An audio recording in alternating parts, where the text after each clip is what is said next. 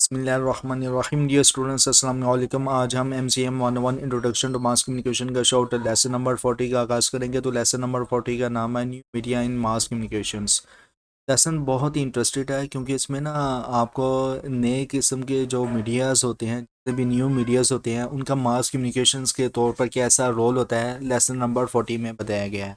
तो लेसन का आगाज़ करने से पहले मेरी रिक्वेस्ट है उन स्टूडेंट्स है जिन्होंने अभी तक साइकोलॉजिस्ट कम्युनिटी यूट्यूब चैनल को सब्सक्राइब नहीं किया, तो kindly please psychologist community YouTube channel को सब्सक्राइब कर दें, वीडियो को लाइक करें, क्लासमेट के साथ शेयर करें।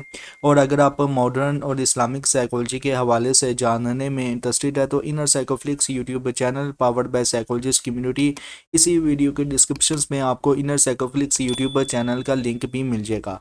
और आप हमें इंस्टाग्राम, टिकटॉक, ट्विटर और फेसबुक में भी फॉलो करें। इसी वीडियो के डिस्क्रिप्शन में आपको इंस्टाग्राम, टिकटॉक, ट्विटर और फेसबुक का लिंक भी मिल जाएगा, तो फॉलो करना मत भूलिएगा आप स्टूडेंट्स।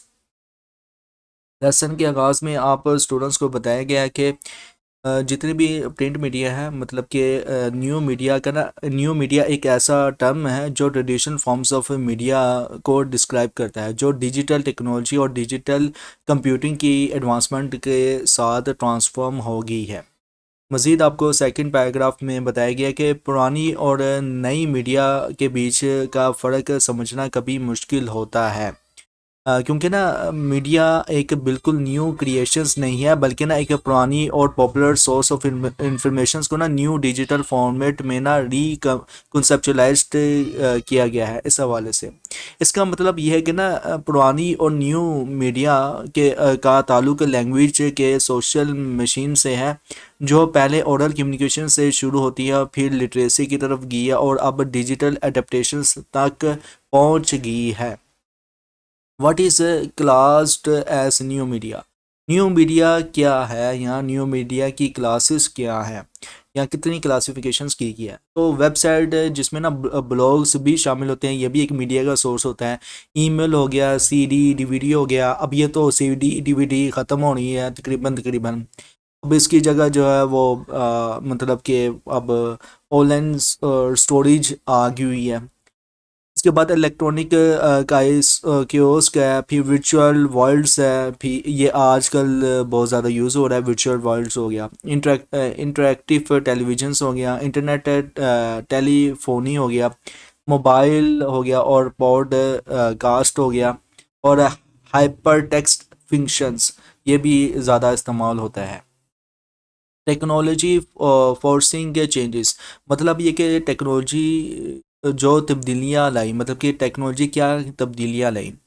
तो न्यूज़पेपर अपनी एक फिक्स तरीके से ना काम कर रही थी 20वीं सेंचुरी की शुरुआत तक। और फिर रेडियो आया जिसमें ना लोग ना प्रिंट मीडिया से जल्दी न्यूज़ जो है वो हासिल कर लेते थे। इसलिए न्यूज़पेपर ने ना अपना स्टाइल इंटरप्रिटिव जो था वो बना लिया था।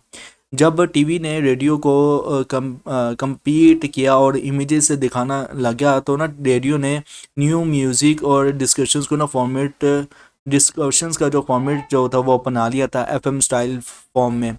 अब इंटरनेट की कंपटीशंस में ना टीवी हाई डेफिनेशन टेक्नोलॉजी को ना जो है वो यूज़ कर रहा है, ताकि डिजिटल फॉर्मेट में ना चीज़ें दिखाई जा सके। ऑनलाइन कम्युनिकेशंस की बात की जाए तो फर्स्ट पैराग्राफ में आपको बताया गया कि जब इंटरनेट को मास मीडियम बना दिया गया था तकरीबन 90 सेंचुरी के, मतलब कि 1990 लगा लें, के दौरान, तो जर्नलिस्ट और मीडिया थ्योरिस्ट ये समझने की कोशिश कर रही थी कि ऑनलाइन जर्नलिज्म से क्या है। एक बात जो बिल्कुल क्लियर है वो ये है कि इंटरनेट आज के वक्त का नई न्यू मीडिया है। इंटरनेट जो है वो आज के दौर का न्यू मीडिया है। सेकंड पैराग्राफ में आपको बताया गया कि पुरानी मीडिया जो फॉर्म से डिफाइंड होती थी, पेपर, साउंड, पिक्चर्स, इनकी ना अपनी लिमिटेशंस होती थी, लेकिन ना ऑनलाइन मीडिया का ना फॉर्म क्लियर नहीं होता। इसका मतलब ये है कि इंटरनेट के ज़रिए हम जो इन्फॉर्मेशन से रिसीव करते हैं वो टेक्नोलॉजी, कंप्यूटर स्क्रीन या स्पीकर के ज़रिए अफेक्ट होती है।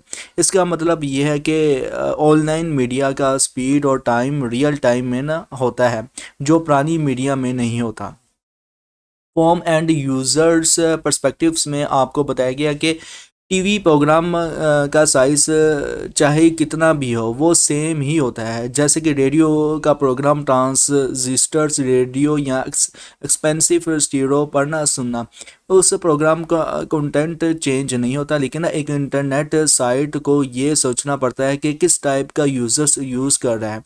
क्या वो हाई डेंसिटी नेटवर्क से कनेक्टेड है या फिर मोबाइल फ़ोन्स के थ्रू जहाँ एसेसिबल स्पीड कम है। मज़ीद आपको बताया गया है कि जब ज़्यादा से ज़्यादा लोग मोबाइल फ़ोन से यूज़ कर रहे हैं ना, और अगर आप किसी को जानते हैं जिसके पास मोबाइल नहीं है, तो वो कैसे यूज़ करेगा, फिर वो आपकी वेबसाइट तक कैसे पहुंचेगा। इसका मतलब ये है कि इंफॉर्मेशन मार्केट मोबाइल की तरफ शिफ्ट हो रही है आजकल ना। बस टाइम की और टेक्नोलॉजी की बात है कि किस तरह audio video content real time में मोबाइल पर ब्रॉडकास्ट हो। Blogs are not formal media में आपको बताया गया है कि इंटरनेट ब्लॉग्स जर्नलिज्म्स नहीं है, क्योंकि ना इन्हें लिखने के लिए किसी भी जर्नलिस्ट नॉलेज की ज़रूरत नहीं होती।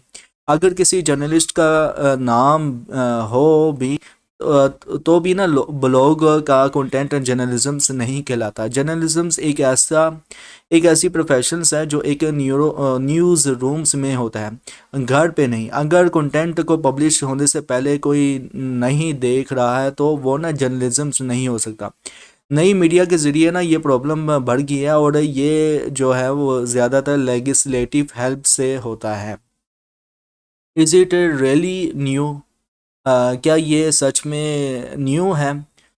तो इसमें आपको बताया गया कि अगर हम एक आर्टिकल को न्यूज़पेपर से उठाएं तो इसका ना प्रिंट टेक्नोलॉजी का ना इन्फ्लुएंस होता है, और इसे इंटरनेट पर ट्रांसफॉर्म करने के लिए मेजर चेंजेस करने पड़ते हैं। मतलब आर्टिकल्स को शॉर्टन करना पड़ता है, कीवर्ड्स को एम्फासाइज करना पड़ता है, और सेक्शंस को हाइपरलिंक्स के थ्रू ब्रेक करना पड़ता है।